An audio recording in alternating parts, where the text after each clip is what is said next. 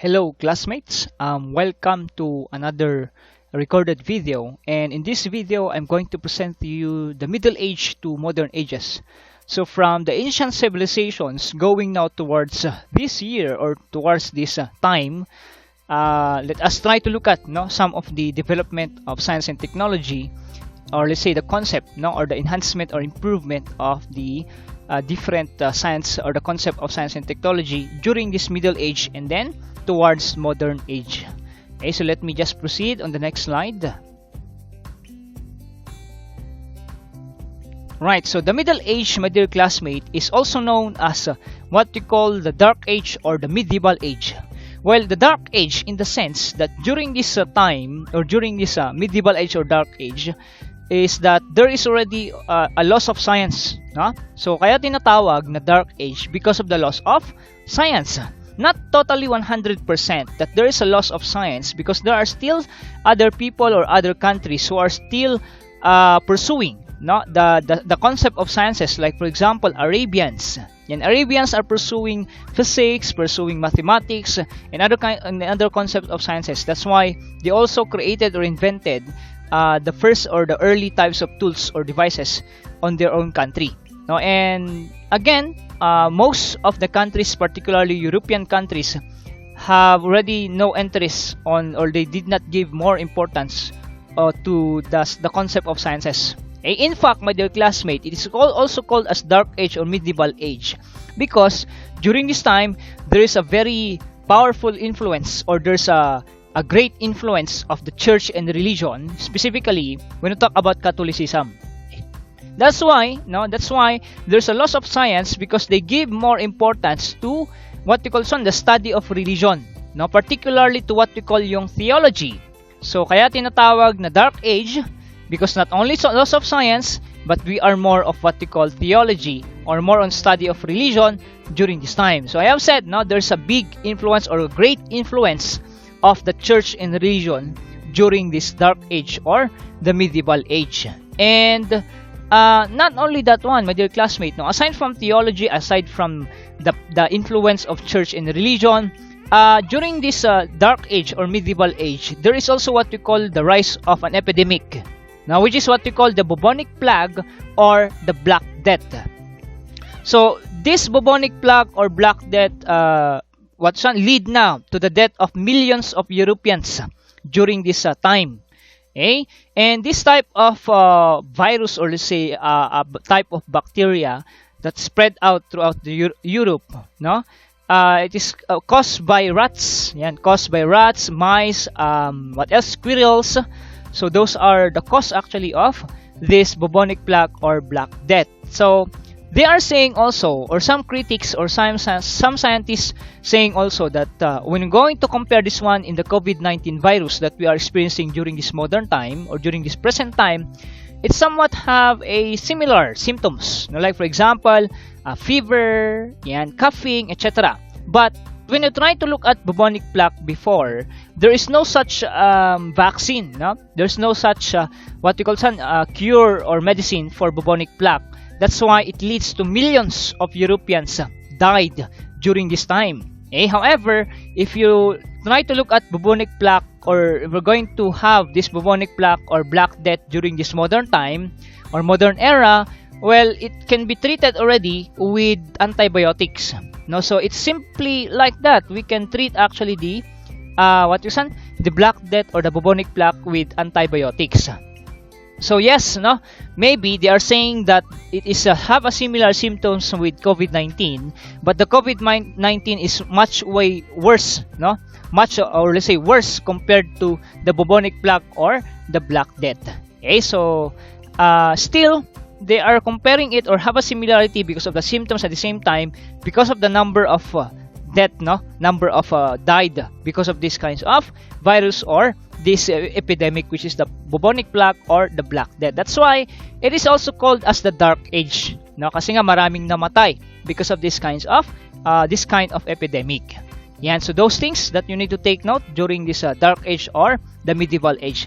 And then after quite some time, my dear classmate, here comes now what we call the Renaissance period or the Renaissance period or the Renaissance era. And this time, they are now reviving, reviving the concept of sciences. That's why Renaissance period or the Renaissance period is also called as the rebirth of science. Okay, so there are already philosophers, physicists, scientists who are reviving now the concept of sciences. Like for example, we have Gutenberg, Johannes Gutenberg, we have Leonardo da Vinci, we also have Nicolas Copernicus, we have also Andres Vesalius, we have also Galileo Galilei, and other individual who are reviving the concept of science and technology during this Renaissance period or the Renaissance period. And the first thing that was invented also during this Renaissance period or Renaissance period is the first invented microscope by Zacharias Janssen and Hans Lippershey or Lippershey, no? So they are actually both an ophthalmologist. So they are creating or producing eyeglasses during this Renaissance period, and they come up with the very first type of microscope through the use of multi-lenses, or multi-lens. And they come up with the very first type of microscope, which is what we call yung optical microscope. Kasi nga ophthalmologists sila, no? They are particularly using this type of microscope to produce now eyeglasses during the Renaissance period. And then later on, it was enhanced and improved to come up now with what we call the compound microscope. That was used already for experiments, laboratory, or for checking out a very, very small type of objects. So those are the invented first type of microscope. And because of the influence of Zacharias Janssen and Hans Lippershey, during the 17th century, another person come up with his own version who invented a new version of a microscope in the name of Jan Swammerdam, who created now a single lens. A single lens type of microscope during this Renaissance period, no? So let us try to check out the picture. This is the picture of Zacharias Janssen's microscope. So yung ating optical microscope, no? And we also have the compound microscope, and we also have the first lens, the single lens type of microscope created or invented by Jan Swammerdam. So that is how the development, or improvement or enhancement of the first microscope, and that is basically the ancestor of the modern type of microscopes. Alright, so aside from the microscope, during this Renaissance period, there is also another person who invented a printing press, and this is Johannes Gutenberg, and he came up with what we call the Gutenberg's printing press. And if you still remember, when we talk about the ancient civilization, particularly Chinese civilization, Chinese or the Chinese people come up a very, very first type of, or invented the very first type of printing press. That is what we call the wood block printing press, and yung ating movable, the movable type printing press created by the Chinese people. So under the influence, or because of the influence of the Chinese people during the Renaissance period, Johannes Gutenberg also came up with his own version of type of this printing press. And the Gutenberg printing press actually very, very useful during this Renaissance period. In fact, my dear classmate, not only the printing press, but he also come up with a version of a paper. Because Chinese people also come up with their own paper making. So even the time of Gutenberg, he also come up with or created a paper. And through extracting now the wood, what we call this one? He extracted the paper from the wood pulp. So this concept was being used throughout the later centuries as well as going towards 21st century. And no wonder, my dear classmate, that until this time, until this present time, we are still using the wood pulp. So we are cutting down trees just to produce paper, and that concept is coming from the time of Johannes Gutenberg. And before, my dear classmate, before the invented Gutenberg's printing press, books are actually very expensive during this time. That's why only high-class people or only wealthy people can afford to buy books during this Renaissance period. But the time, or during the time that Gutenberg already invented the printing press, that's the time that even the middle class or the low class people can already buy or afford these books. The books, the novels, what do you call this one? Maybe other kinds of types of booklets, etc. and other kinds of books that available during this Renaissance period. And that is because of the Gutenberg's printing press. In fact, the Gutenberg's printing press can produce 250 sheets per hour. Okay, so imagine, my dear classmate, no? Within 8 hours or within 12 hours, they can produce already thousands of sheets of paper or copies, no, of that particular book. And that is the good thing of the Gutenberg's printing press. Okay, that's why I have said, no, Gutenberg is very popular, and the Gutenberg's printing press is very useful during this Renaissance period. Okay, so we have there a picture of the Gutenberg printing press. They are putting there the writings, and then another paper on top of it will be a blank paper, and they're going to stamp. So parang stamping actually yung nangyari, or what they are processing to this kind of printing press by Gutenberg. Okay, so that is how, again, useful, no, yung ating Gutenberg's printing press during the Renaissance period. Yan. So aside from the Gutenberg's printing press, in the field of biology or in the field of anatomy, and we have what we call the father of anatomy, which is Andres Vesalius, who studied human anatomy. If you still remember also, during the Greek civilization, no, my dear classmates, we have mentioned Galen. So Galen is the first one to study anatomy. However, there's a question mark on his study because he did not use a human cadaver. Instead, he used a chimpanzee or a monkey body. That's why he is not considered to be the father of anatomy, but only during the Renaissance period comes another person who studied anatomy, which is in the name of Andres Vesalius. This time, he used already human cadaver and studied a lot of things about human anatomy, the organs, etc., and so on. So that's why he is considered to be the father of anatomy. That is more on in the field of biology and then anatomy and even chemistry. No? So aside from Andres Vesalius, in the field of astronomy, we have also Nicholas Copernicus. Yeah, Nicholas Copernicus, who introduced now, or the proponent of the heliocentric theory. Okay, so he said that it's not the Earth is the center of the universe, but instead the Sun is actually the center of the universe. Well, in fact, my dear classmate, the church, as we all know, no, during this period or during this era, the church is very powerful.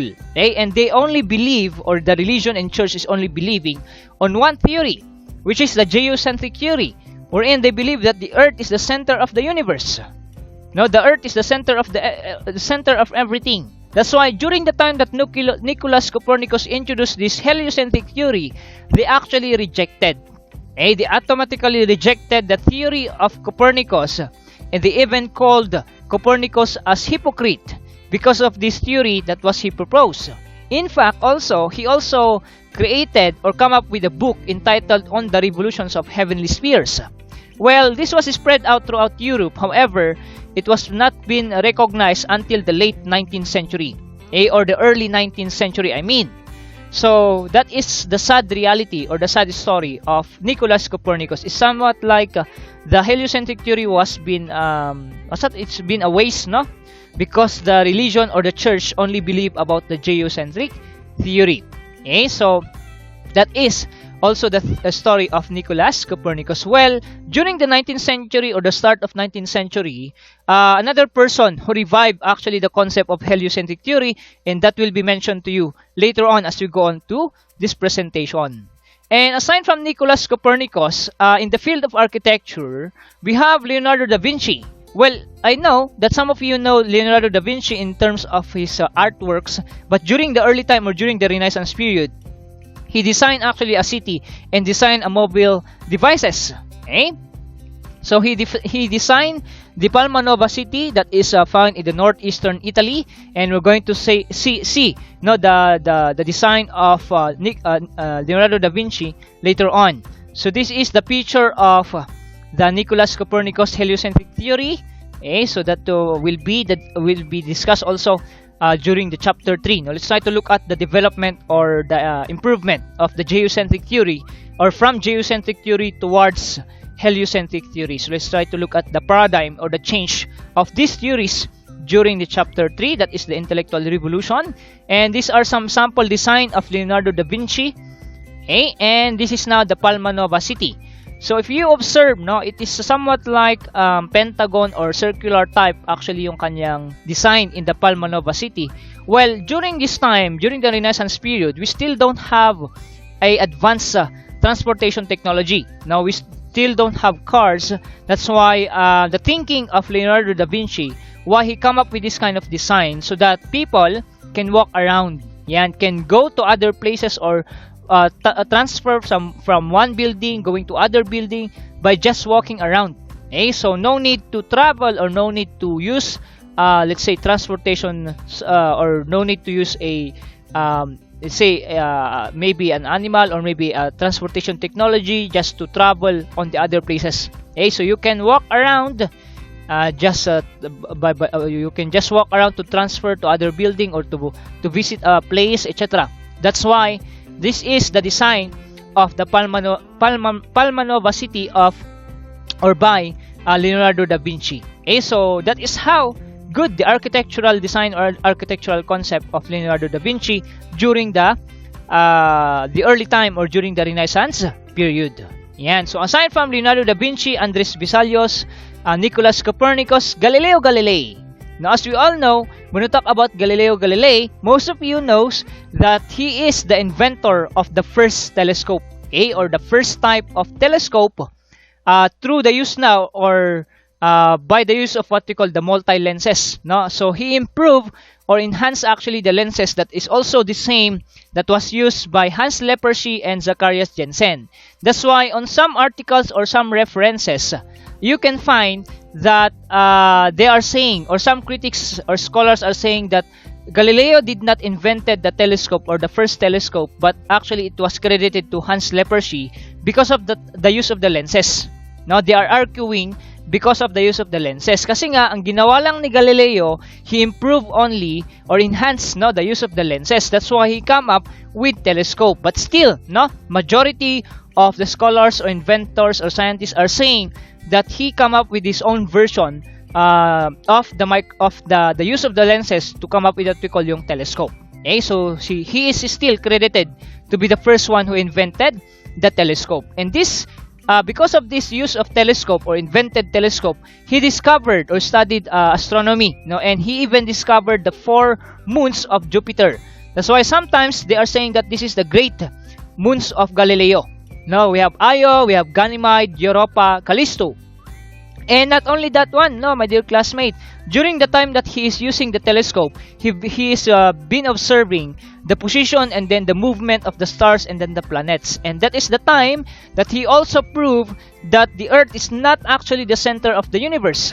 Okay? And the church again declined or provoked, declined the belief of Galileo. They even put him to jail just by saying that the geocentric theory is not actually true. Okay? And not unless Galileo will going to provoke or going to revoke his belief towards the geocentric theory. But then he did not actually revoke his belief on the geocentric theory because of the use of his telescope. He discovered something, that the Earth is not actually or basically not the center of the universe. So that is the sad story also of Galileo Galilei. And aside from the telescope, he also invented a very first type of thermometer. Yan, he applied the concept of buoyancy, yung floating of the floating, concept of the different objects or material, in particular liquid or in the water. Okay, so the buoyancy was used, or the concept of buoyancy, to come up or create now or invent the first type of thermometer by Galileo Galilei. Okay, so he used also glass bulbs with a different colors that there is an indicator or indicated temperatures. So for example, 25 degrees Celsius, 30 degrees Celsius, 10 degrees Celsius, etc. So that is the indicated temperatures in those different glass bulbs. So we're going to check out the picture later on. So this is the first type of telescope invented by Galileo Galilei. We also have the glass bulbs. Yan, so we have black, green, red, blue, yellow, and we have different indicated temperatures. So how does it work? If you're wondering, how is that thermometer of Galileo Galilei? So let me just explain. We have here a glass tube, and then inside the glass tube, there is a water, a liquid water, and then we also have the glass bulbs. So how do we read this thermometer? Whatever the glass bulb that is floating, that is basically the temperature of the room, or maybe the temperature on the surroundings. No? So for example, we have there the red glass bulb that is floating in the glass tube.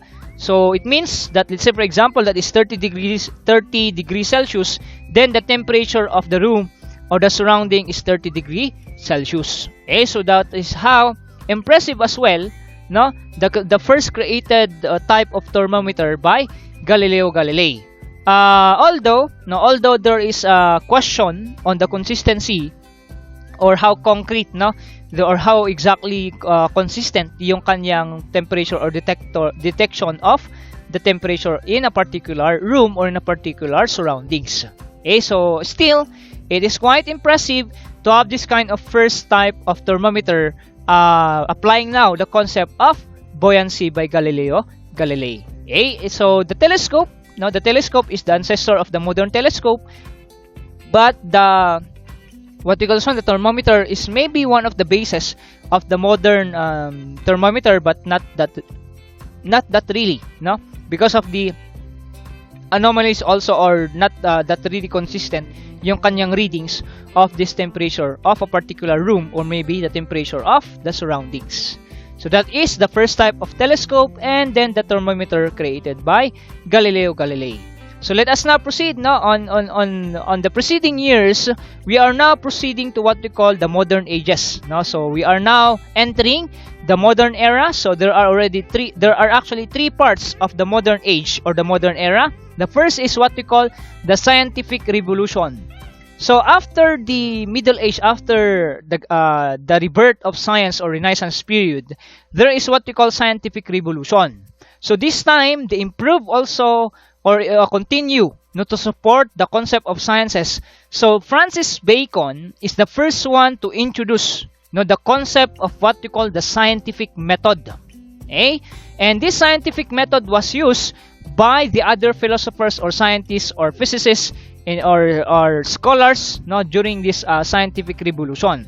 And during this period, my dear classmate, here comes Johannes Kepler, who studies astronomy. And he is the one who revived the concept and supported the concept of heliocentric theory by Nicholas Copernicus. Okay? And Johannes Kepler also come up with the different kinds of laws, like for example, yung planetary motion or planetary laws, no? That was he introduced about what we call one, in line also to the concept of heliocentric theory, and also in line to astronomy. Okay? And we're going to discuss more about Johannes Kepler as we go on to chapter number 3, that is the intellectual revolution. So aside from Johannes Kepler, René Descartes is also well known during the scientific revolution.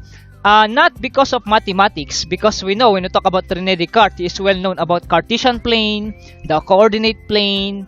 Okay, so that is well known, no, about René Descartes. But during the scientific revolution, he is quite well known as the father of the modern philosophy.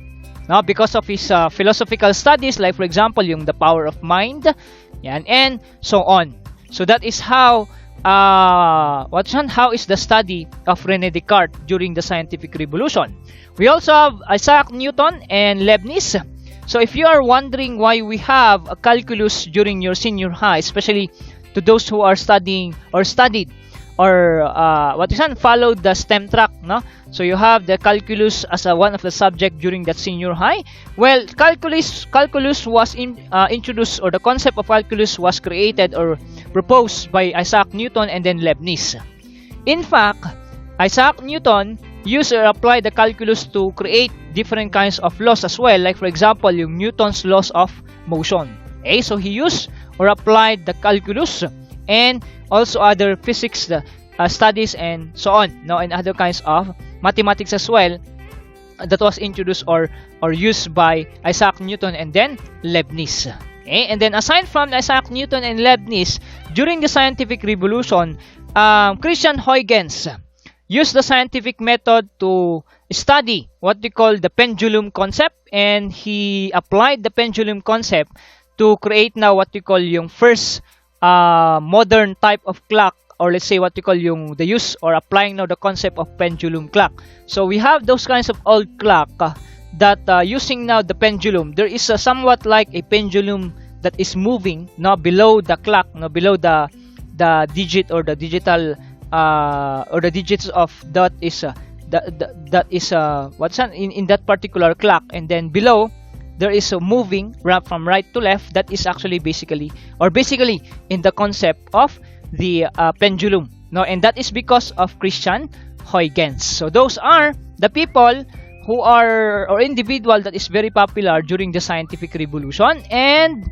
aside from the scientific revolution, we are now going towards what we call the industrial revolution. So this time, this is already a progress in the economy, as well as the progress of the different industries. Okay? So Thomas Newcomen is well known during this time because he is the first one who introduced and created the concept of the steam engine. So we already have a factory of a steam engine, and the steam engine is in fact used as a source of energy or power throughout Europe or the European countries during this time. And because of the creation of steam engine, we already have what we call the machine age, or the industrial revolution is also known as machine age because of the creation of or invention of the different transportation technology. We have the first type of cars, the trains, and different industries or factories during this industrial revolution. Okay, so it is also known as progressive era in the sense that it is really progressing yung ating economy. At the same time, there are progressive protests during this time because of the negative impact of the industrial revolution or the progress of the different industries. So pollution, problem towards our environment, particularly the cutting down of trees. So we have also illegal loggings during this time just to provide or to create the railways of the train. And also to pursue the progression of the industries and to continue the work of steam engine. Okay? So that is how crucial as well, or there's a negative impact of the industrial revolution during this early time. Okay? So there are positive impact, at the same time there is a negative impact of the industrial revolution. Okay? But the good thing, there is already an advancement of science and technology during this time. So that is the picture of the steam engine factory. Okay? And going towards the going towards now the time, we are now proceeding to what we call the contemporary age. So this is the during the 19th century going onwards towards what we call the 21st century. Okay? So at this time, we already have a pasteurization process that was introduced or composed by Louis Pasteur. So we already producing dairy products during this time, like for example milk, cheese, chocolates, etc. So there are a lot of dairy products that was produced because of Louis Pasteur, or because of the pasteurization factory and then pasteurization process. Okay? And we also have the creation or invention of the very first type of telephone by Alexander Graham Bell. So this telephone was used to improve or enhance now the communication of the people, the communication in the concept of communication during this 19th century towards 21st century. Okay? Although we are not already using telephone during this present time because we already have the smartphone, the iPhone, Androids, etc. But during this early time, 19th century, we have the first invention of the telephone by Graham Bell. And we also have Samuel Kerr, who discovered and created what we call yung kerosene gas. And the kerosene gas was also known as illuminating oil during this early time because they used the kerosene gas to light up the city through what we call yung old type of lampposts, and other kinds of what we call this one, lanterns, So that is being used yung ating kerosene gas during the 19th century towards 21st century. In fact, here in the Philippines, when you try to look at the old type of lamps also that we are using, yung lampara na tinatawag natin, we have been using gas, and that is basically kerosene. Okay, so that is because of the concept of also of the European country, which is because of Samuel Kerr, who created or discovered yung ating kerosene gas. Okay, so that is the pasteurization. This is now the first type of telephone So we can still find this kind of telephone, no? Maybe in the museum of some of the museum in the European countries. And we also have a picture of all type of lampposts in Italy and in other European countries. So we put gas and then we light it up, yung ating lamppost. Okay, but during this time, we already have the use of the LED bulb, the fluorescent bulbs, no, for lighting up the lampposts. Okay, or the post lamp, post lights, no, na tinatawag natin.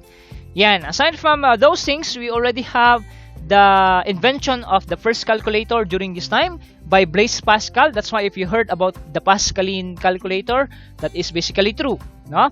We also have another version of calculator made by Thomas de Colmar, and another type of calculator, a handy type of calculator invented by Kurt Herstars during the mid-19th century. And aside from the calculator, we already introduced the concept of television during this 19th century going towards 21st century, and this is because of Jean-Louis Baird. He introduced the concept of television by this broadcasting company. We have the British Broadcasting Corporation, no? So the BBC is the first one who broadcasts, no, the use of the television during this time. And he did not use they did not use a individual or human anchor, but he used dummies, no, for the broadcasting. And namely, we have James and then Stucky Bill, who used to be the anchor or broadcasters during this early time, no, through the use of the television. But then people before complained actually of the quality of the television, because that is the early time, no, it's not that really advanced. The quality of the television or the broadcasting is not that really good. That's why for the preceding years, they improve, or other companies also invested to have invention or improve the quality of television or broadcasting during this 19th century going towards 21st century. So this is a picture of the Blaise Pascal calculator. This is the version of Thomas de Colmar, and this is the handy or portable type of calculator created by Herstars. So that is how those are actually the ancestor of the modern type of calculators, because during this time we already have what we call the scientific calculator, and we also have what we call calculators in our smartphones or in our iPhone, Androids, and other gadgets, and even our computers, no, laptops have our own type of calculator. But these are the ancestors, no, of the modern calculators. So this is only the picture of the broadcasting company or the BBC, no, or the first broadcasting or the use of television of Jean-Louis Baird. So these are the two dummies, no? We have Stucky Bill and then James. So not humans actually is being used for broadcasting before. So that's it now, my dear classmate, for the contemporary age. So throughout the year, throughout the 21st century, there's already an improvement of those different kinds of technologies. So we're going to check out also the advanced technologies as we go on to the final term or final grading. Let's say, for example, we have already the nanotechnology and robotics. So those things will be discussed during the final term. So as of now, those are the important inventions from the Middle Age going towards the modern age or the contemporary age. So that's it for this presentation. Thank you so much for joining me. And if you have any other questions, feel free to ask questions on our group chat and also in our canvas, as well as on the comment down below in this video. So thank you, and then God bless everyone. I'll see you on the next video.